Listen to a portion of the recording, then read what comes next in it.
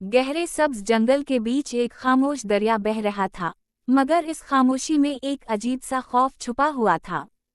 3 दोस्त, अहमद, सारा और हमजा, एक एडवेंचर ट्रिप पर निकले थे। वो एक छोटी सी किश्ती में बैठे, हंसते मुस्कुराते इस अनजाने जजीरे की तरफ बढ़ रहे थे।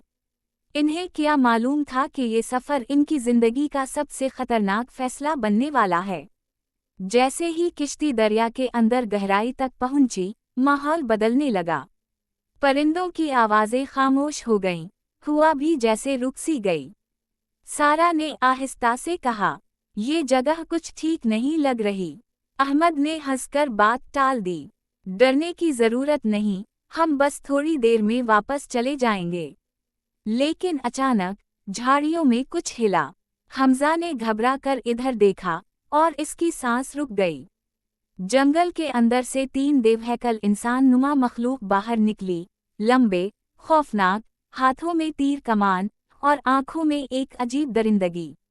दौड़ो! अहमद चीखा। किश्ती किनारे से टकरा गई। तीनों दोस्त तेजी से नीचे उतरे और जंगल की तरफ भागने लगे। पीछे से उन देवहैकल शिकारियों के कदमों की धमक जमीन को हिला रही थी। सारा के हाथ कांप रहे थे। ये इंसान नहीं है। हमजा हांफते हुए बोला, हम गलत जगह आ गए हैं, ये जजीरा महफूज नहीं। अचानक एक तीर उनके पास जमीन में आ गिरा। अब मौत सिर्फ चंद कदम दूर थी। वो एक बड़ी चट्टान के पीछे छप गए।